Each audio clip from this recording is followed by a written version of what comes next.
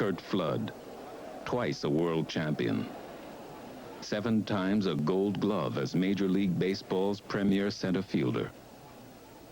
In 1955, right out of high school, he is signed by the Cincinnati Reds. It is really interesting that all the money that's being made in sports today, they signed Frank Robinson and Vada Pinson and myself, all 3 of us, for $4,000 apiece for $12,000. And they had all of us at one time in the outfield, and they really didn't have any idea what they had. As a matter of fact, I was traded to to St. Louis because they had Frank Robinson and Vada Pinson in the outfield. But a scout named Bobby Maddox signed all 3 of us.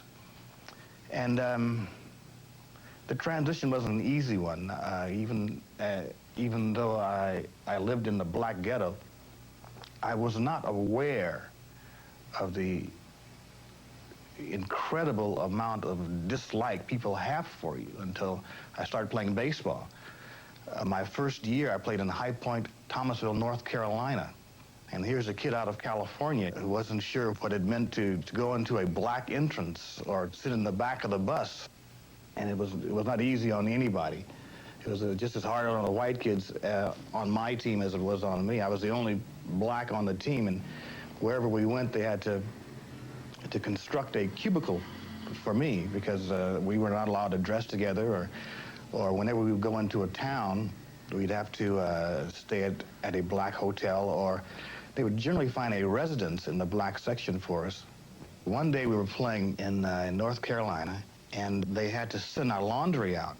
Well, you take off your uniform, you throw them into a nice little pile so they can take your laundry out, right? And this clubhouse equipment manager, very carefully, with great stealth, did he take a stick and separate my baseball clothes from the white guys, because mine had to go to a black cleaners and theirs had to go to another cleaners. From the beginning of the game's professional life, baseball contracts have given the owners of ball clubs exclusive and literal control over the professional life of players. Exempted from antitrust laws, the national pastime was long run by owners determined to maintain that control. Racial politics simply extended that control. During the 1960s, Curt Flood is one of the top salaried players in Major League Baseball.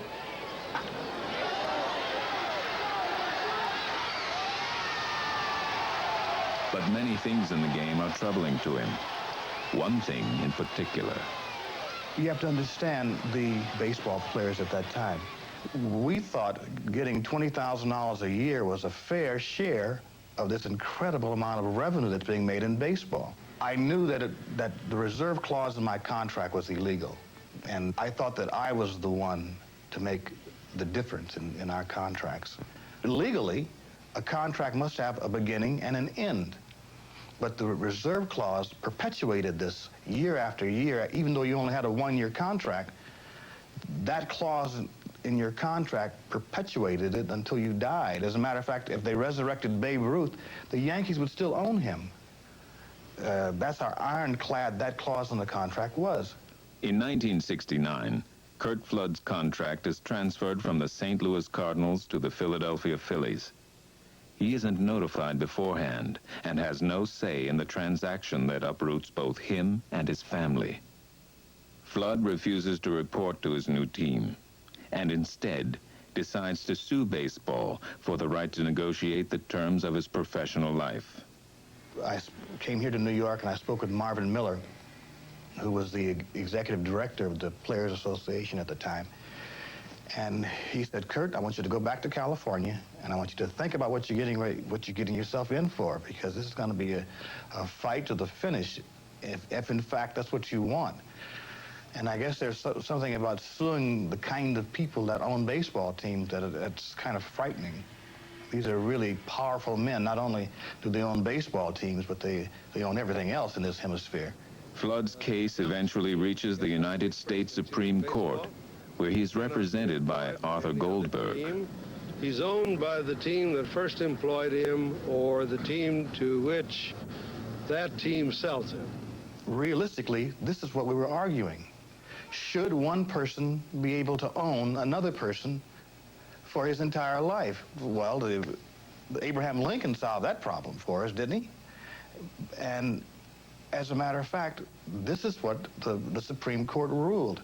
Yes, Mr. Flood, they said, you're absolutely right. One person should not be able to own another person, be it a baseball player or whatever.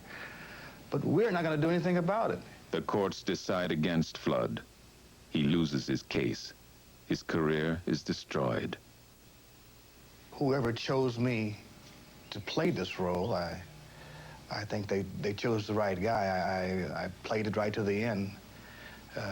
Going to the Supreme Court cost not only my career, but several millions of dollars as well. But Curt Flood's lawsuit lays the foundation for subsequent arbitration involving Andy Messersmith of the Los Angeles Dodgers.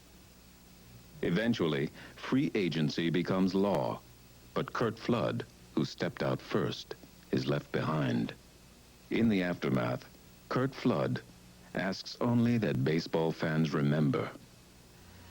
I did play in 3 World Series, and I won the Golden Glove Award 7 times, and that is not easy when you play the same position as Willie Mays. I hope they remember some of the great things, the great times that we had. I played on some fine teams with some fine young men, and